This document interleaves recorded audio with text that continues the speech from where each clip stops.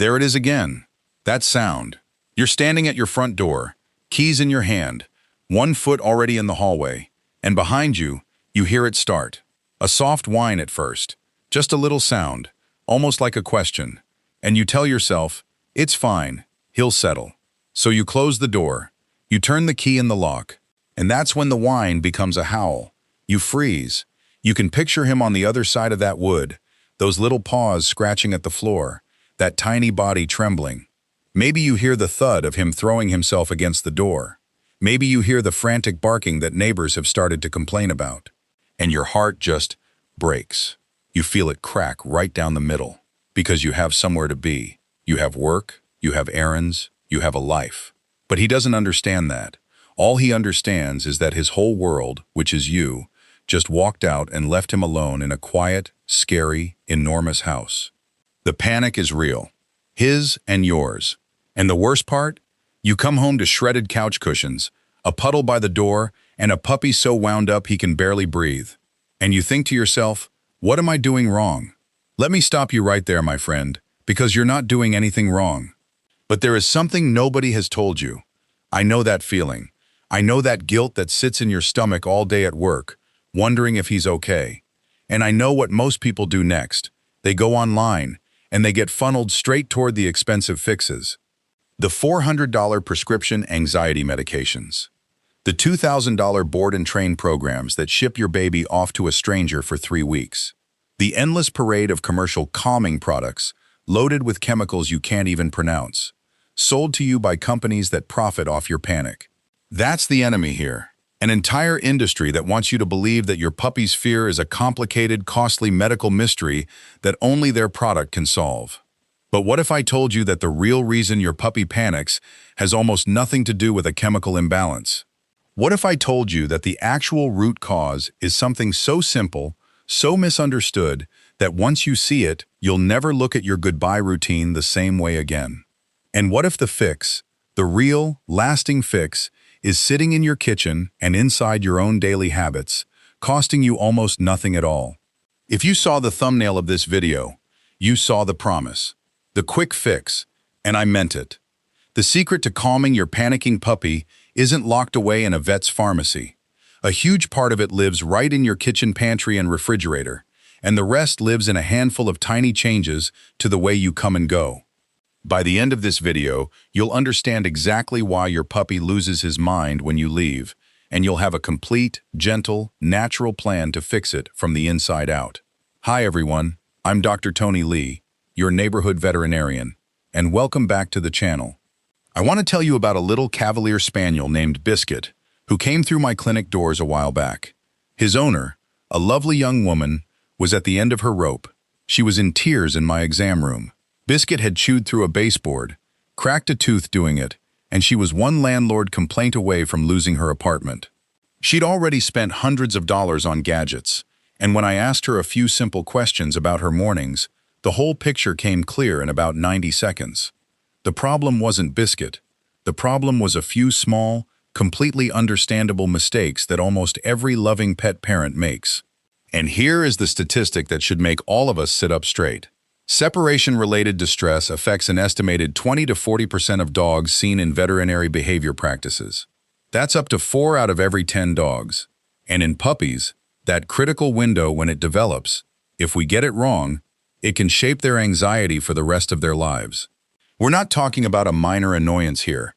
Chronic stress like this floods the body with cortisol, which is the body's main stress hormone, and over time that constant flood can weaken the immune system, wreck digestion, and take years off your dog's happy, healthy life. This matters. So today, we are doing a complete masterclass. This is everything I know, poured into one video. We're going to cover 6 chapters. First, the real reason behind the panic, the thing nobody explains. Second, the immediate, in-the-moment calming trick using something in your fridge right now. Third, the kitchen pantry calming remedies that soothe the nervous system naturally. Fourth, the goodbye and hello routine that's secretly making everything worse. Fifth, the long-term training that rewires the root cause for good.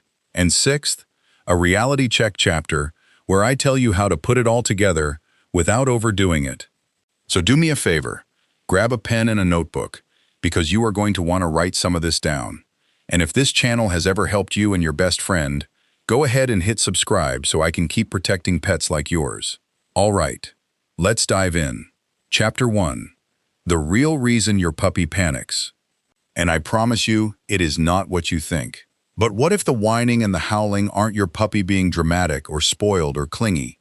Because that's what a lot of people think. They think the dog is manipulating them, throwing a tantrum. Let me tell you the truth from the inside out. Your puppy is a den animal, wired by tens of thousands of years of evolution to survive by staying with the pack. To a baby dog, being alone doesn't feel like a quiet afternoon. It feels like a life or death emergency. In the wild, a puppy separated from the group is a puppy that gets eaten. So that panic you hear? That's not bad behavior. That's an ancient survival alarm going off inside his little body, screaming that he's been abandoned and he's in danger. Here's the simple science. When your puppy is left alone before he's learned that alone is safe, his brain triggers a flood of that stress hormone I mentioned, cortisol, along with adrenaline. His heart races. His breathing goes shallow. His whole nervous system slams into fight or flight. He literally cannot think or learn in that state, because the survival part of his brain has taken the wheel. That's why yelling at him or punishing the mess never works. You can't discipline a panic attack out of a baby. And here's the critical secret most people miss. This isn't about the length of time you're gone. It's about the threshold. A puppy who panics in the first 90 seconds after you leave is going to be just as distressed whether you're gone for 10 minutes or 10 hours, because the damage is done in that first flood. So the entire game, everything we're about to do, is about teaching that little nervous system that being alone is not an emergency. That's the root cause. Everything else is a symptom. Now, a quick vet warning before we go further. What I'm describing today is normal, common separation distress in an otherwise healthy puppy. If your puppy is also showing signs of illness, not eating, vomiting, lethargy, or if the destruction and panic are so severe he's genuinely injuring himself, you need to see your own hands-on veterinarian in person. Some cases are severe enough to need a proper behavior plan and, yes, sometimes medication as a bridge. There's no shame in that. This video is your foundation, not a replacement for a vet who can lay hands on your dog. Okay, so now you know the why. This brings me to the part you've been waiting for. Chapter 2. The immediate, in-the-moment calming trick. The quick fix I promised you in the thumbnail. But what do you do right now, tomorrow morning, when you have to leave and you can't wait weeks for training to kick in? You need something that works today, and it's sitting in your refrigerator. Here's the mechanism, and it's beautiful in its simplicity. A dog cannot be in full panic mode and in a state of calm, focused enjoyment at the same time.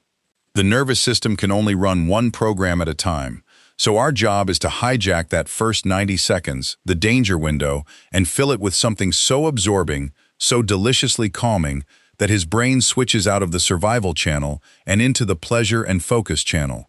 And the tool for that is a frozen, stuffed food toy. Here is exactly how to do it. Take a rubber food stuffing toy, the classic hollow kind you can find anywhere. Now go to your kitchen. Mash up a little bit of plain, unsweetened canned pumpkin, about a tablespoon, and mix it with a small scoop of your dog's regular kibble and a thin smear of a dog-safe nut butter. Pack it into the toy, and here's the key: freeze it overnight. The freezing is what makes the magic last. Instead of gulping it in 30 seconds, your puppy now has 15, 20, 30 minutes of slow, methodical licking. And here's why the licking itself is the real secret. Licking is a naturally self-soothing behavior for dogs. It releases those feel-good calming chemicals in the brain and physically lowers the heart rate. So you're not just distracting him, you're giving him a biological off switch for his own anxiety. You hand him that frozen toy the moment before you walk out that door, and you leave while he's happily working on it. You've replaced the sound of the door closing with the taste of something wonderful. Now, here comes the vet warning, and this one is huge, so listen closely. If you use a nut butter, you must, and I mean must, check the label for something called xylitol. Xylitol is a sugar substitute, sometimes labeled birch sugar, and it is deadly toxic to dogs, even in tiny amounts. it can cause a catastrophic drop in blood sugar and liver failure. So flip that jar over, read every ingredient, and if you see xylitol or birch sugar, throw it out and use a plain, pet-safe option instead. When in doubt, plain pumpkin and kibble alone works beautifully.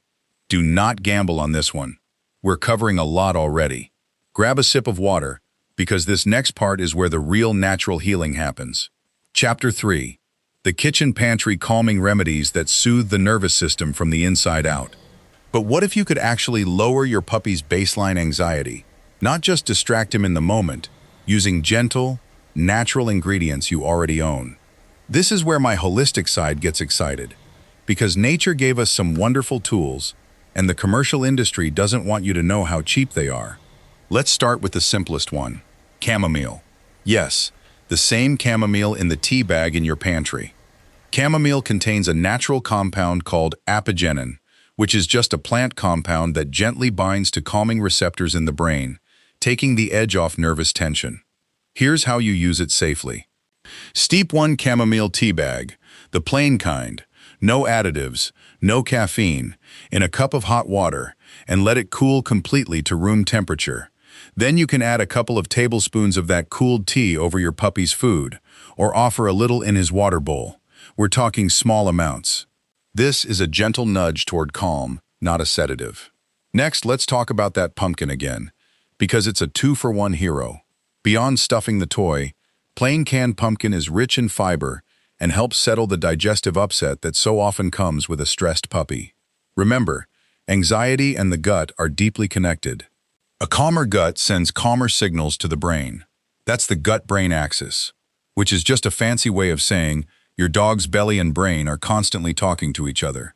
A tablespoon of plain pumpkin mixed into meals can genuinely help settle a nervous tummy. And here's a professional vet tip most people never hear.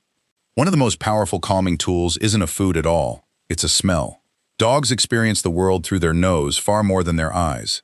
So take an old t-shirt you've worn, one that smells like you, don't wash it, and leave it in his bed or his crate when you go. To your puppy, your scent says, "My person is near, I am safe." It's a free, endlessly reusable calming remedy, and it's astonishingly effective. Now I can hear the objection already. But Dr. Tony, what about the essential oils and the herbs I've seen online? Lavender, valerian, all of that. And I love that you're asking, because this is where I have to put my foot down as your vet. Here's the vet warning. Many essential oils that are perfectly safe for us are toxic to dogs, especially when diffused in a closed room or applied to the skin. Tea tree, eucalyptus, and many others can cause real harm. And stronger herbs like valerian should only ever be used under the guidance of your own veterinarian, at a dose they calculate for your dog's specific weight. Do not eyeball it. Natural does not automatically mean safe. That's a myth that lands dogs in my clinic every single year. All right, we've soothed the body. Now let's fix the behavior, because this next chapter is one that's probably surprising you every single day without you realizing it. Chapter 4. The goodbye and hello routine that is secretly making everything worse. But what if I told you that the loving, tearful goodbyes you give your puppy and the ecstatic, joyful reunions when you get home are actually training him to panic? I know, it stings a little to hear. But stay with me, because this is one of the most important shifts you can make, and it costs you absolutely nothing. Here's the science of it. When you crouch down before you leave, cup his little face, and say, "Mommy loves you, I'll be back soon, be a good boy," in that sad, worried voice, you think you're comforting him. But what you're actually doing is broadcasting, loud and clear, something big and scary is about to happen. You're spiking his arousal right before you disappear. You're pouring fuel on the fire, and then you come home, and he's frantic, spinning, jumping, crying, and you match that energy. You gush, "Oh, I missed you so much. Were you a good boy? Yes, you were." And now you've taught him that your arrivals and departures are the most emotionally enormous events of his entire day. You've made the very thing we're trying to calm into the biggest deal in the world. So here's exactly what to do instead. For the 10 minutes before you leave, go quiet and boring. No big goodbyes, no eye contact drama. You calmly hand him his frozen toy and you simply walk out like it's nothing. Because to you, it should be nothing. And when you come home, this is the hard part for us softies. You ignore him. Completely. For the first 2 to 3 minutes, you don't look at him, you don't talk to him, you don't touch him. You put your keys down, you take off your shoes, you get a glass of water. And only once he's calm, once all 4 paws are on the floor and he's settled, only then do you greet him warmly. You are teaching him a powerful lesson. Comings and goings are calm, ordinary, no big deal events. There's nothing to panic about. Here's the critical secret inside this one. You should also practice fake departures throughout the day. Pick up your keys and sit back down. Put on your coat and take it off. Open the door and close it without leaving. Do this 10, 20 times a day, randomly. Right now, those keys are a starting gun for panic. We're going to make them mean absolutely nothing. And a gentle vet warning here. Do not confuse no dramatic goodbyes with no affection. Your puppy needs mountains of love, play, and connection when you're together. We are not being cold. We are simply taking the emotional charge out of the 2 specific moments that trigger the alarm. Big difference. Take a breath. We're almost there. This brings me to the chapter that fixes the whole thing at the root. Chapter 5. The long-term training that rewires the root cause for good. But what if you could actually change your puppy's fundamental belief about being alone, so that one day, being by himself feels as natural as taking a nap in the sun? That's the goal. And we get there with something called graduated desensitization, which is just a big term for a very simple idea, teaching him to be alone in tiny, tiny steps that never trip the panic alarm. Remember that first 90 seconds threshold from Chapter 1. Here's how we work with it. We start absurdly small. On a calm afternoon, you're going to walk to the other side of the room, wait 3 seconds, and come back before he has a chance to worry. That's it. Then 5 seconds. Then you step out of the room entirely for 2 seconds and come back. You are always returning before the panic starts. You're proving to his nervous system over and over that you leave and you come back. Every single time. Then you build the ladder. 2 seconds becomes 10. 10 becomes a minute becomes 5. And the golden rule, write this down, is you only move to the next step when he's completely relaxed at the current one. If he panics, you've gone too fast. Just back up to the last easy step and stay there longer. There's no rush. Slow is fast here. And here's a professional vet tip to make this stick. Pair it with a cue. Every time you do a real departure, say a simple, calm word like, back soon, and give him his stuffed toy. Over weeks, that little phrase becomes a promise his body has learned to trust. Back soon stops meaning panic and starts meaning settle in. I always return. Now the big honest objection. But Dr. Tony, I have a job. I can't do 3-second departures all day. I have to actually leave my dog for 8 hours. I hear you. This is so common. And here's the answer. On the days you must be gone long before the training is finished, you need a bridge. That might be a trusted neighbor or friend who can pop in. A good dog walker at the mid